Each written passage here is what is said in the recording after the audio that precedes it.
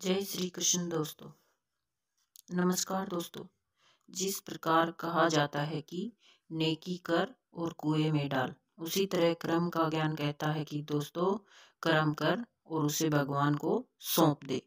गीता के चौथे अध्याय में श्री कृष्ण ज्ञान, कर्म और संन्यास योग के बारे में बताते हैं और मैं विनीता गर्सा इसको सीधे और आसान तरीके से आपको समझ में आए इसलिए सरल भाषा में आपको सुनाने जा रही हूँ।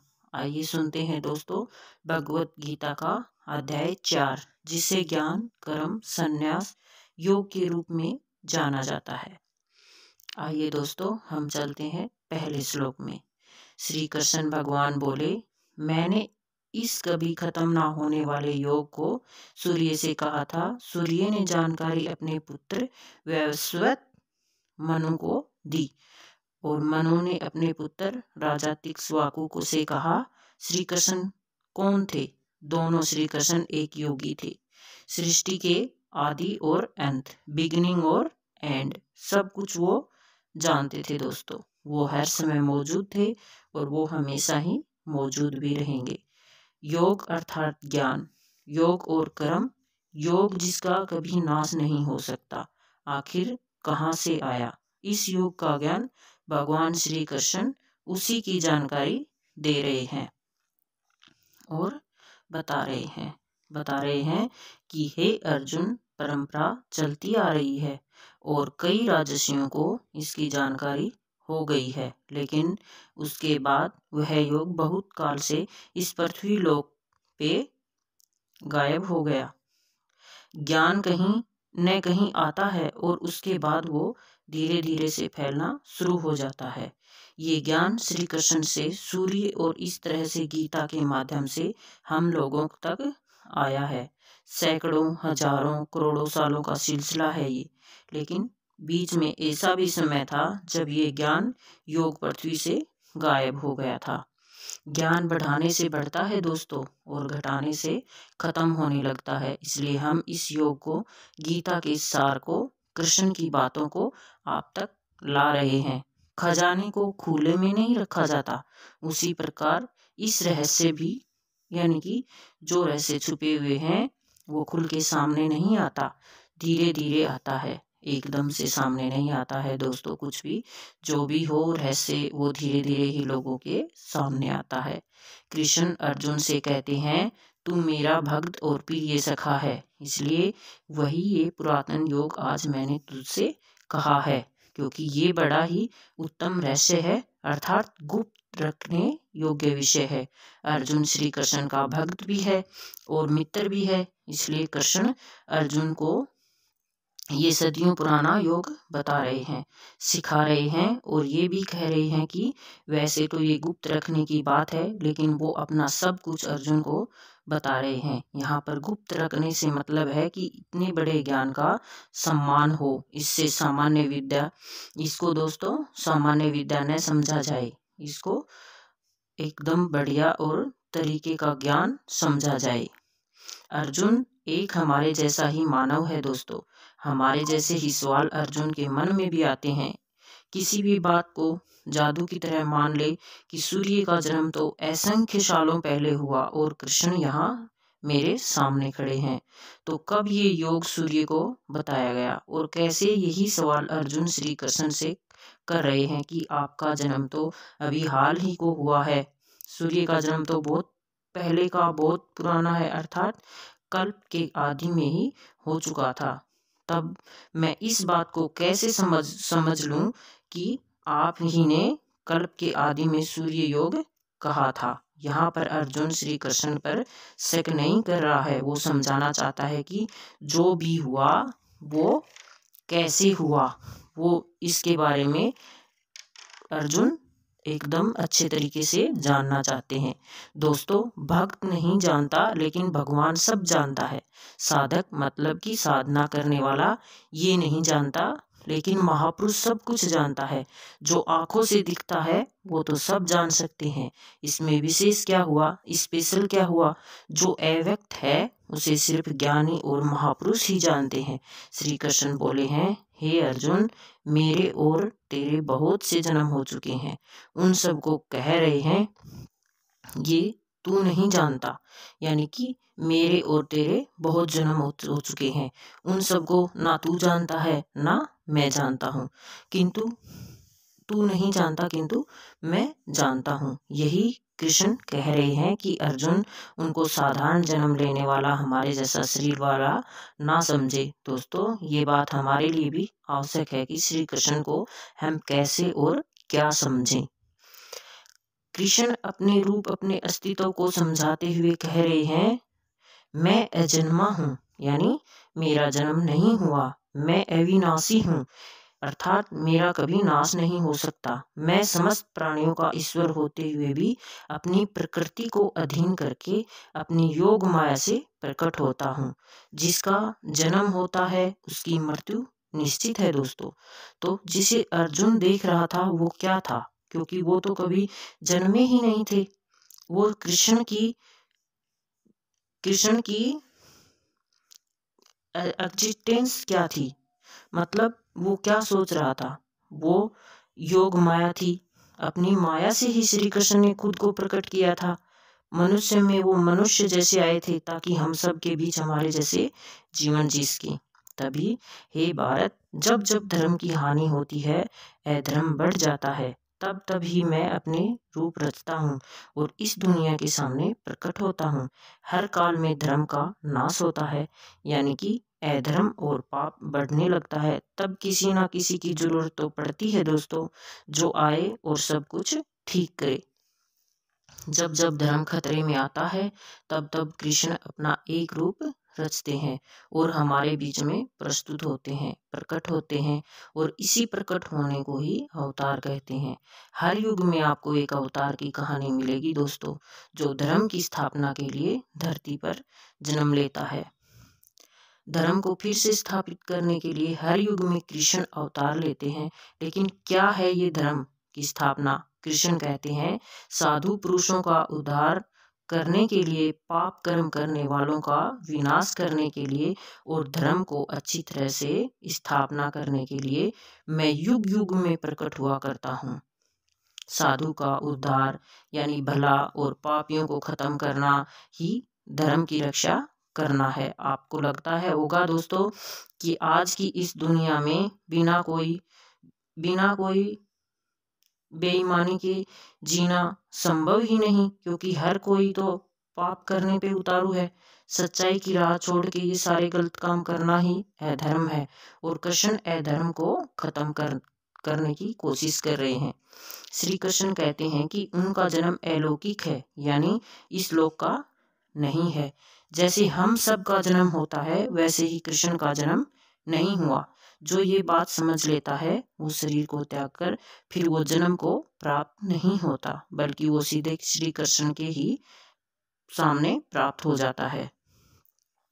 मनुष्य के जन्म का एक तरीका है, हम वो ही समझ सकते हैं, लेकिन कृष्ण उनका जन्म दिव्य और अलौकिक होता है, इसलिए उनके जीवन को आसानी से समझना बहुत ही मुश्किल है दोस्तों, समझा ही नहीं जा सकता। लेकिन जो भी कोई भी इस बात को समझ जाता है, वो भी जन्म को मृत्यु के चक्कर से निकलकर सीधे श्री कृष्ण के पास चला जाता है। दोस्तों, ज्ञान की बात है तो आसानी से कैसे समझ में आएगी दोस्तों, और अगर समझ में आ गई तो किसी के ज्ञान की आपको ज़रूरत ही नहीं होगी। कभी भी आप अपना खुद सब कुछ कर सकते हो। जिनमें मोह, गुस्सा और डर खत्म हो चुका है, वो श्री कृष्ण से प्रेम करते हैं। जो कृष्ण के भगत हैं, उनके कहे जाने पर सच्चे मन से चलते हैं, वो कृष्ण को ही प्राप्त हो जाते हैं। जिन्होंने अपने अंदर के मोह को, गुस्से को और डर को जैसे भावों को खत्म कर दिया, यानी कि अपनी इंद्रियों को वश में कर लिया और खुद को कृष्ण को सौंप चुके हैं, उन्हें भगवान की प्राप्ति हो चुकी है। दोस्तों, उन्हें मोक्ष मिल चुका है। इस दुनिया में रह के उस दुनिया की बात आप समझेंगे, कैसे समझेंगे दोस्तों? अगर उसकी माया समझनी है तो पहले अपनी फीलिंग और अपनी इंद्रियों को वश में कीजिए। हे अर्जुन, जो भक्त मुझे जिस प्रकार भजते हैं, मैं उनको उसी प्रकार भजता हूँ, क्योंकि सभी मनुष्य मेरे बताए रास्ते पर ही चलते हैं। दोस्तों, कृष्ण यहाँ पर कितनी बड़ी बात कह रहे हैं। जो उनको भजते हैं, कृष्ण वापस से उनको उसी प्रकार से भजते हैं। कहने का अर्थ है, जो कृष्ण के स्वरूप को, उनके ज्ञान को और उनकी कही बातों को अच्छे से समझ जाता है, वो एक तरह से कृष्ण से मिल जाता है। यहाँ भजने का मतलब पूजा पाठ या आरती मत समझ लेना दोस्तों। सच्चे अर्थों में भगवान को भजने का मतलब है उसकी कही बातों पे चलना। श्री कृष्ण कहते हैं, इस दुनिया में जिनको अपने कर्मों का फल चाहिए होता है, वो देवताओं का पूजन किया करते हैं, क्योंकि उन्हें अच्छे कर्मों में पैदा होने वाली सिद्धि जल्दी मिल जाती है। जो लोग कृष्ण के कहे अनुसार कर्म करते हैं और साथ में देवताओं की पूजा करते हैं, उन्हें उनके कर्मों के फल जल्दी मिल जाते हैं। सच्चे मन से सिर्फ कर्म करते हुए फल की ही नहीं, देवता और ईश्वर को भी याद रखना। ऐसा करने पर फल जल्दी मिलता है। दोस्तों, कर्म किया है तो फल तो आएगा ही, चाहे अच्छा या बुरा। लेकिन अगर कर्म करते हुए मन में भगवान है तो फल अवश्य अच्छा और जल्द आएगा। दोस्तों, यहाँ कृष्ण हमारे समाज की सबसे बड़ी सच्चाई, जिसको हम भूल चुके हैं, उसके बारे में बताते हैं। ब्राह्मण, क्षत्रिय और वैश्य, शूद्र, इन 4 वर्णों का समूह है। गुण और कर्मों के विभाग पूर्वक मेरे द्वारा रचा गया है। इस प्रकार इस सृष्टि के क्रम का कर्ता होने पर भी मुझ अविनाशी परमेश्वर को, जिसे हम जात या अजात कहते हैं, वो आपके गुण और कर्म पर निर्भर करता है। दोस्तों, जन्म पर नहीं। हो सकता है कि आपका जन्म एक अच्छे घर में हुआ हो, आपके माता और पिता अच्छे इंसान हों, लेकिन अगर आप धूर्त हैं, झूठ बोलते हैं या गलत काम करते हैं, तो क्या आपको भी सच्चा या अच्छा कहा जाएगा? ना, कभी नहीं, क्योंकि ऐसा कभी हो ही नहीं सकता। आपके कर्म दोस्तों आपके साथ ही चलते हैं। जैसा आप कर्म करोगे तो फल भी आपको वैसा ही मिलेगा। कर्म करना है, लेकिन उसमें बंधना नहीं है। ये कॉम्प्लिकेटेड है दोस्तों, इसलिए आप थोड़ा ध्यान से सुनिएगा। कर्म को पूरी लगन से अपना कर्तव्य समझ के आपको करना है, लेकिन उसमें बंध कर उसके फल के लिए परेशान नहीं होना है। आपने परीक्षा दी या किसी चुनौती का सामना किया और आप सोच रहे हैं कि ना जाने क्या होगा, हे भगवान अच्छा कर देना, ये गलत है। सच्चे मन से कर्म करिए और आगे बढ़ते रहिए। भगवान से ये मत कहिए कि वो सब अच्छा करे। आप अपना कर्म अच्छा करिए, उसके बाद उस पर छोड़ दीजिए। भगवान को अच्छा फल देने के लिए कभी मत करिए, क्योंकि भगवान जानते हैं कि आपने अच्छा काम किया है या बुरा किया है, या आपने अच्छे मन से किया है या बुरे मन से किया है। भगवान सब कुछ जानते हैं, उससे कुछ नहीं छुपता है। श्री कृष्ण आगे अर्जुन को बताते हैं कि बीते समय में जिन लोगों को मोक्ष प्राप्त हुआ था, उन्होंने इसी तरीके का इस्तेमाल किया था, और इस समय में अर्जुन, तुझे भी मोक्ष की इच्छा है तो तुझे भी इसी तरीके से चलना पड़ेगा। कृष्ण पूर्वजों के तरीके को समझाते हुए अर्जुन से कह रहे हैं, दोस्तों, उससे पहले भी कितने ही लोगों ने निष्काम कर्म को समझ लिया होगा, ईश्वर को प्राप्त हुए हैं। निष्काम कर्म को समझ के वो ईश्वर को प्राप्त हो गए थे। उसी प्रकार अर्जुन को भी इस बने बनाए रास्ते पे चल ईश्वर को पाना चाहिए। दुनिया कितनी भी बदल जाए, दुनिया के नियम नहीं बदलते दोस्तों। जैसे जन्म और मृत्यु अटल है, उसी तरह से मेहनत करने पर अच्छा फल मिलेगा, ये भी अटल है दोस्तों। कन्फ्यूजन यानी कि कन्फ्यूजन की स्थिति को दूर करते हुए भगवान भी श्री कृष्ण कहते हैं, कर्म क्या है और अकर्म क्या है। इस प्रकार इसका निर्णय करने से बुद्धिमान पुरुष भी मोहित हो जाते हैं। इसलिए मैं तुझे वो कर्म तत्व भली भांति समझाकर कहूँगा, जिससे जानकर तू अशुभ से अर्थात कर्म बंधन से मुक्त हो जाएगा। आखिर कर्म होता क्या है? कुछ भी करने से क्या कर्म कहते हैं? हर समय हम इस और शब्द का इस्तेमाल करते हैं, परंतु श्री कृष्ण कर्म और अकर्म का भेद खोलेंगे और समझाएंगे कि कैसे इसको समझकर आप कर्म योग में लग सकते हैं और अपने जीवन में आगे बढ़ सकते हैं। कर्म क्या है ये समझना चाहिए और अक्रम क्या है ये भी समझना चाहिए, और साथ में विक्रम का स्वरूप भी जानना चाहिए, क्योंकि कर्म, अक्रम और विक्रम ये 3 बताए हैं दोस्तों श्री कृष्ण ने। ये तीनों को समझना चाहिए, क्योंकि क्रम बहुत ही कॉम्प्लिकेटेड चीज है। 3 शब्दों में कहा है कृष्ण ने, क्रम, अक्रम और विक्रम, यानी कुछ करना या ना करना या कुछ विशेष करना।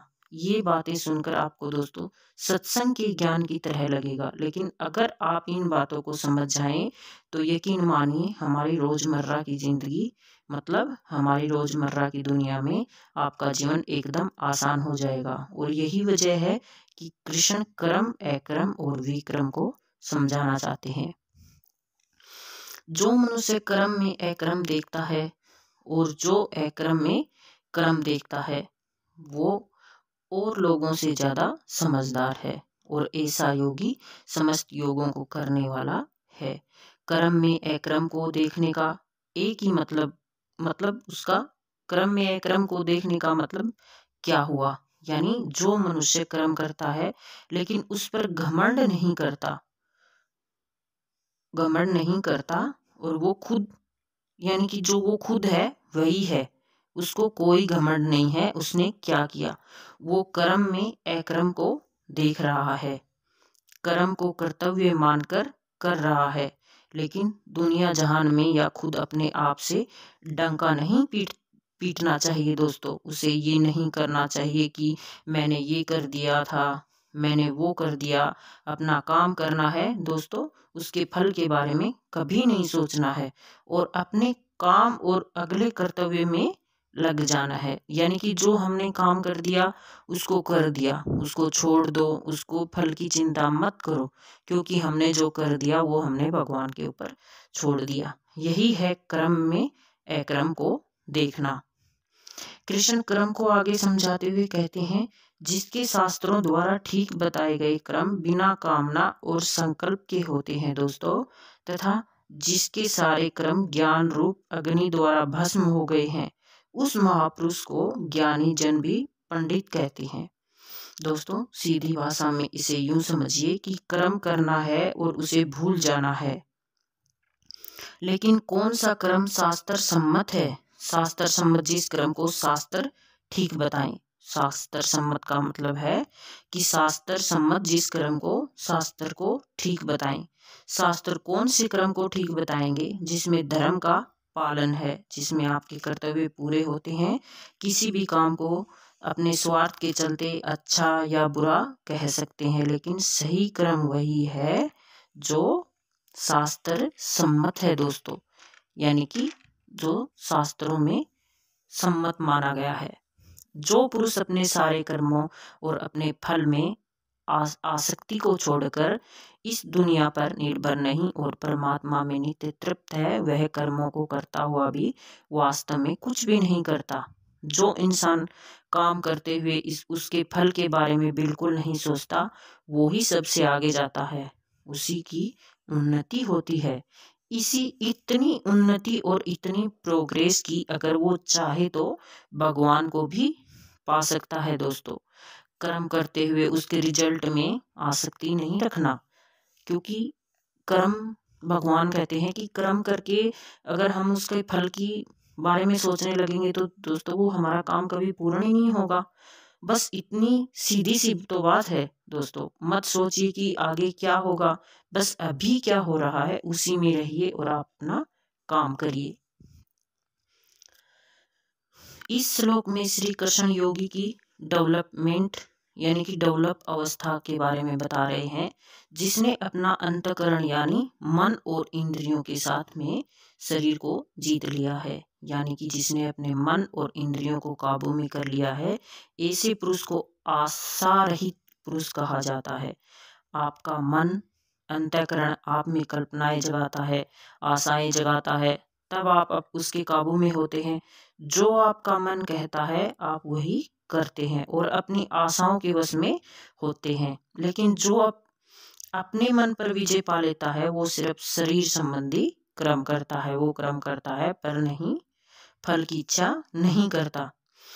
जिसको बिना मांगे जो मिले वो उसी में संतुष्ट रहे, और जिसे दूसरों से जलन नहीं होती, जो सुख दुख आदि द्वंद्वों से छूट चुका है, ऐसा सिद्धि और असिद्धि में बराबर रहने वाला कर्मयोगी कर्म करता हुआ भी उनसे नहीं बंधता। कर्मयोगी की परिभाषा को समझाते हुए कृष्ण बता रहे हैं कि योगी को जो भी बिना इच्छा के मिल जाता है वो उसी में संतुष्ट रहता है। वो किसी भी प्रकार की जलन नहीं रखता कि उसके पास मेरे से ज्यादा पैसा है और शोहरत है या नाम है।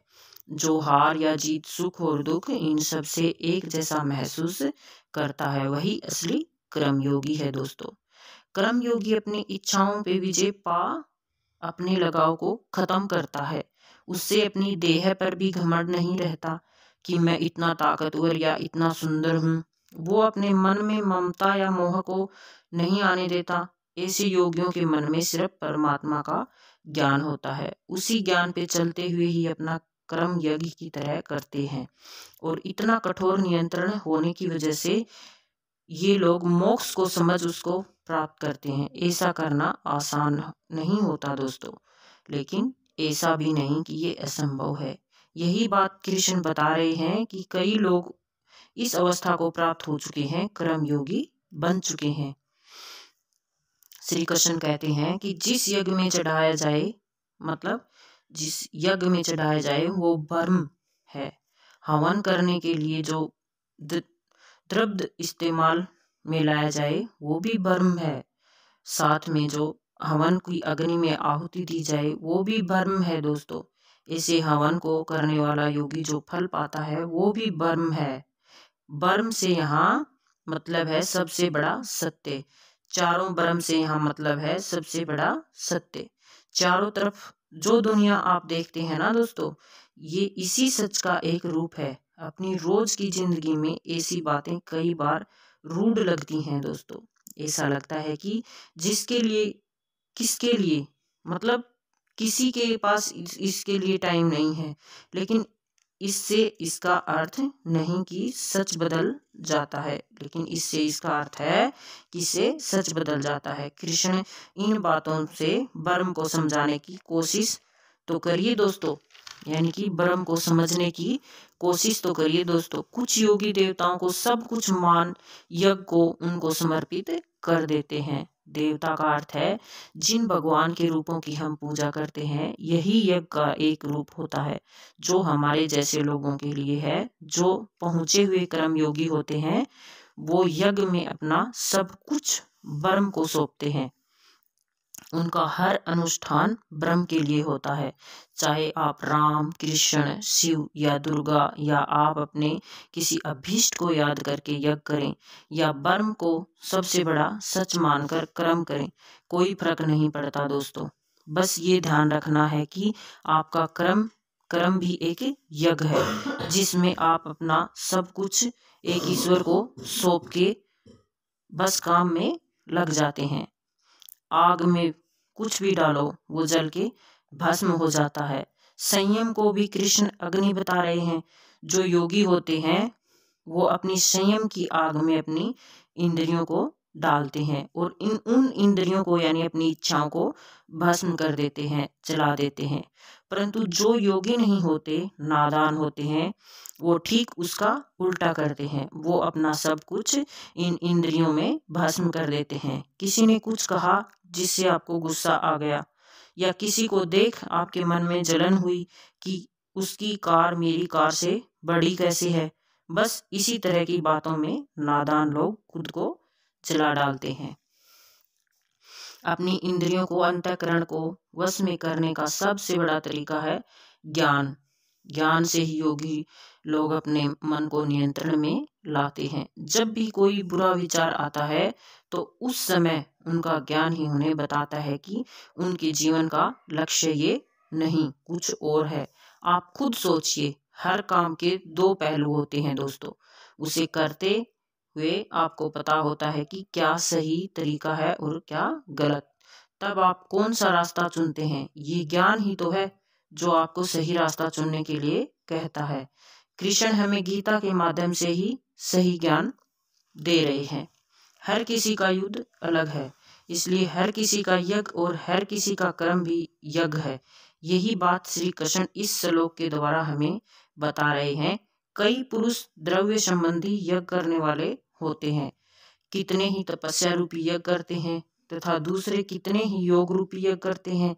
कोई ईश्वर की पूजा कर उसे फल और फूल चढ़ाते हैं, कोई तपस्या कर भगवान को खुश करने की कोशिश करते हैं और कोई योग से भगवान को पाने की कोशिश करता है। दोस्तों, अपना युद्ध पहचानिए और अपना क्रम चुनिए। इस श्लोक में कृष्ण प्राणायाम से जुड़े आयाम बता रहे हैं, जरा ध्यान से सुनना दोस्तों। कितने ही योगी जन अपान वायु में प्राण वायु को हवन करते हैं, वैसे ही अन्य योगी जन प्राण वायु में अपान वायु को हवन करते हैं तथा अन्य कितने ही नियमित आहार करने वाले प्राणायाम पुरुष प्राण और अपान की गति को रोककर प्राणों में ही हवन किया करते हैं। ये सभी साधक यज्ञों द्वारा पापों का नाश कर देने वाले और यज्ञों को जानने वाले हैं। प्राण का अर्थ है सांस को अंदर से खींचना। अपान का मतलब सांस को छोड़ना। कौन कितना पहुंचा हुआ योगी है उसकी अलग अलग अवस्था होती है दोस्तों, क्योंकि सबका पता चल जाता है कि कौन आगे कितना पहुंचा हुआ है। बहुत से योगी अपने सांसों के आने जाने में पूरा कंट्रोल रखते हैं, परंतु हम में से ज्यादातर ऐसा नहीं कर पाते। हमारी सांस तो मजबूरी में चलती है, क्योंकि नहीं चली तो हम मर जाएंगे, लेकिन योगियों के साथ ऐसा नहीं होता है दोस्तों। प्राणायाम से हम अपनी सांसों पर संयम करने में सफल होते हैं और यही बात कृष्ण हमें बता रहे हैं। यज्ञ की महिमा का बखान करते हुए श्री कृष्ण कहते हैं, हे गुरु श्रेष्ठ अर्जुन, यज्ञ से बचे हुए अमृत का अनुभव करने वाले योगी जन सनातन पर ब्रह्म परमात्मा को प्राप्त होते हैं और यज्ञ न करने वाले पुरुष के लिए तो ये मनुष्य लोग ही सुखदायक नहीं है, फिर परलोक तो ये कैसे सुखदायक हो सकता है। यज्ञ करने के बाद जो बचता है उसे कृष्ण अमृत बता रहे हैं और ये अमृत सीधे भगवान तक ले जाता है। दोस्तों, यज्ञ को आप कर्म भी समझ सकते हैं। कर्म करने के बाद भी उसका फल हो, उसे भगवान का आशीर्वाद समझ के उसमें संतुष्ट होकर अपने अगले कर्म में लग जाना चाहिए। कृष्ण आगे कहते हैं कि कितने ही तरह के यज्ञ वेद की वाणी में बताए गए हैं, उन सब की तुम मन, इंद्रिय और शरीर की क्रिया द्वारा संपन्न होने वाले हैं। इस प्रकार इन यज्ञों का मूल तत्व, इनकी सच्चाई जानकर उनके अनुष्ठान द्वारा तू कर्म बंधन से हमेशा के लिए मुक्त हो जाएगा। कितने ही यज्ञ वेदों में बताए गए हैं और कई यज्ञों के बारे में भी श्री कृष्ण ने भी बताया है, जैसे अपने ऊपर संयम रख, इंद्रियों को वश में करना, यज्ञ में देवताओं को अर्पण करना, सांसों को नियम में रखना, प्राणायाम करना, ये सारे यज्ञ ही तो हैं। ये यज्ञ अगर हम सच्चे मन से करेंगे तो इस जन्म और मृत्यु के चक्कर से हमेशा के लिए निकल सकते हैं। हे अर्जुन, आहुति चढ़ाकर किए गए यज्ञ से अच्छा ज्ञान यज्ञ होता है। एक यज्ञ तो वो होता है जिसमें हवन में आप देवताओं का आह्वान करते हैं और उन्हें अलग अलग द्रव्य से घी इत्यादि चढ़ाते हैं, और एक दूसरा यज्ञ होता है ज्ञान यज्ञ, जिसमें आप अपनी इंद्रियों को वश में करते हैं, अपनी सांसों को नियंत्रण में रखते हैं, कर्म करते हैं, लेकिन उसके फल में इच्छा नहीं रखते। ये सारे ज्ञान यज्ञ है और ये द्रव्य यज्ञों से कहीं अच्छे होते हैं। इसलिए ज्ञान यज्ञ हमें सीधे ईश्वर से मिलाता है, हमें उनसे जोड़ता है। अर्जुन तो खुद भगवान के सामने था, लेकिन हम सब तो नहीं हैं दोस्तों। अगर ये जान हमें समझ नहीं आ रहा तो हम तत्वदर्शी ज्ञानी महापुरुष के पास जाके इस ज्ञान को या परम को समझने की कोशिश कर सकते हैं। अगर ज्ञान हमें जरूरी ही नहीं लगेगा तो हम सब अपनी जिंदगी को बिना कुछ जाने ही जीते चले जाएंगे। अर्जुन के माध्यम से हम सबको कुछ बता रहे हैं श्री कृष्ण। ज्ञान को तो तत्वदर्शी ज्ञानियों के पास जाकर समझ और उनको भली भांति दंडवत प्रणाम करने से, उनकी सेवा करने से और कपट छोड़कर सरलता पूर्वक प्रसन्न करने से वे परमात्मा के तत्व को भली भांति जानने वाले ज्ञानी महात्मा तुझे उस तत्व का ज्ञान उपदेश करेंगे।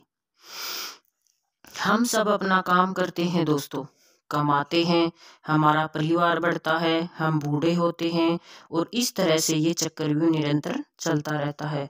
क्यों करते हैं हमेशा? क्या जरूरत है ऐसा करने की? क्यों आए हैं इस दुनिया में? हम अज्ञानियों को इसके उत्तर की जरूरत नहीं पड़ती। आपके आसपास कितने लोग ये सवाल करते हैं? ज़्यादा नहीं, लेकिन जिसमें थोड़ा सा भी ज्ञान है वो ये जानना चाहता है, और यही जानने के लिए हमें तत्वदर्शी ज्ञानियों के पास जाकर के समझने की कोशिश करनी चाहिए। तभी तो हम मोह से छूटेंगे दोस्तों, और भगवान की इस दुनिया को समझने की कोशिश भी करेंगे। यदि तू अन्य सब पापियों से भी अधिक पाप करने वाला है तो तू भी ज्ञान रूपी नौका द्वारा निसंदेह संपूर्ण ज्ञान समुद्र से भली भांति उतर जाएगा। दोस्तों, इसका मतलब ये मत लगाइएगा कि पहले पाप करिएगा और फिर ज्ञान हासिल करिएगा और फिर बच जाइए। यहाँ कृष्ण ये कह रहे हैं, आप इस भ्रम में मत रहिएगा कि हम बहुत बड़े पापी हैं, हमने तो कभी यज्ञ या भगवान को याद नहीं किया, तो ज्ञान हासिल हम कर ही नहीं कर सकते। हर कोई कर सकता है, जिसमें इच्छा है ज्ञान को हासिल करने की, वो हर कोई कर सकता है। भगवान की असलियत जानने की वो ज्ञान पर सवार होकर बाकियों से कहीं आगे भी निकल सकता है। तो देर किस बात की दोस्तों, आइए प्रारंभ करें। हे अर्जुन, जैसे जलती हुई आग में ईंधन जलकर खत्म हो जाता है, वैसे ही ज्ञान रूपी अग्नि में हमारे शरीर के सारे कर्मों का भस्म नष्ट कर देती है। यानी कि जैसे ईंधन जलकर नष्ट हो जाता है, वैसे ही ज्ञान रूपी अग्नि हमारे सारे कर्मों का भस्म कर देती है, मतलब उसको जला देती है। ईंधन को जब आप आग में डालते हैं तो ईंधन बचता नहीं, सब आग बन जाता है। उसी तरह से जब ज्ञान आपको प्राप्त हो जाता है, जब आप ज्ञानी बन जाते हैं तो आपके कर्म भी खत्म हो जाते हैं। यहाँ पर दोस्तों, कर्मों के खत्म होने का मतलब ये नहीं है कि आप कर्म करना ही छोड़ देते हैं। इसका मतलब है कि आप कर्मों के बंधन से छूट जाते हैं, कर्म करते हैं उसे कर्तव्य मानकर, ना कि उसके फल के लिए। यही तो ज्ञान है जिसे हम सबको जानना चाहिए। ज्ञान हर किसी को शुद्ध कर देता है। कितने ही समय से कई लोगों ने योग के द्वारा ऐसे ज्ञान को हासिल किया है। अगर मन में इच्छा ना हो तो आप काम नहीं करते। उसी तरह से किसी के मन में ज्ञान को समझने की, उसे जानने की जिज्ञासा नहीं है, तो उसे ज्ञान कैसे मिलेगा दोस्तों? मन ज्ञान के प्रति सवाल पैदा करके कर्म योग से ज्ञान हासिल किया जा सकता है, ऐसा कृष्ण कह रहे हैं। जिसका मन साफ है, ज्ञान की इच्छा है, और जो निष्काम कर्म करने के लिए तैयार है, वो ज्ञान हासिल कर सकता है। इंद्रियों को जीतने वाले, मेहनत करने वाले और श्रद्धा रखने वाले मनुष्य को ज्ञान प्राप्त होता है, तथा ज्ञान को प्राप्त होकर वह बिना देरी के उसी समय ही उसे भगवान की परम शांति मिलती है। जब आप परीक्षा देने जाते हैं और अगर आपको सारे जवाब मालूम है तो परीक्षा देने में कोई परेशानी नहीं होती दोस्तों। उसी तरह से जो इंद्रियों को वश में करने की कोशिश कर रहा है, जिसके मन में ईश्वर के प्रति श्रद्धा है, उसको इस दुनिया की सच्चाई समझने में या ज्ञान हासिल करने में ज़्यादा टाइम नहीं लगता दोस्तों। सही लगन और सही तरीके से आप दुनिया में कुछ भी हासिल कर सकते हैं। जो सही गलत का फैसला नहीं कर सकता, जिसमें श्रद्धा नहीं, जिसके मन में शक है, ऐसा मनुष्य खत्म हो जाता है। ऐसे संशय युक्त मनुष्य के लिए ना ये दुनिया है, ना दुनिया और ना ही सुख, जिसमें ना सोचने समझने की शक्ति है, जिसमें ना ईश्वर के लिए ना इस दुनिया के लिए सच के लिए श्रद्धा है, तो उसके जीवन का कोई मोल ही नहीं है दोस्तों। क्या मोल है दोस्तों ऐसे अज्ञानी बेवकूफ के लिए? किसी दुनिया में आराम नहीं और उसे सुख कभी नहीं मिलता दोस्तों। बिना कुछ किए कुछ भी हासिल नहीं होता, और साथ में अगर कुछ करने की, जानने की इच्छा नहीं हो तो उस इंसान के होने और ना होने से कोई फर्क ही नहीं पड़ता। कि ये इंसान है या धरती पर नहीं है, वो धरती पर बोझ के समान समझा जाता है। इसलिए कि श्री कृष्ण अर्जुन से कहते हैं, हे अर्जुन, जिसने कर्म योग के तरीके से अपने सारे कर्मों को भगवान को चढ़ा दिया है और जिसने विवेक के द्वारा अपने सारे शक खत्म कर दिए हैं, ऐसे मन को वश में किए हुए पुरुष को कर्म नहीं बांधते हैं।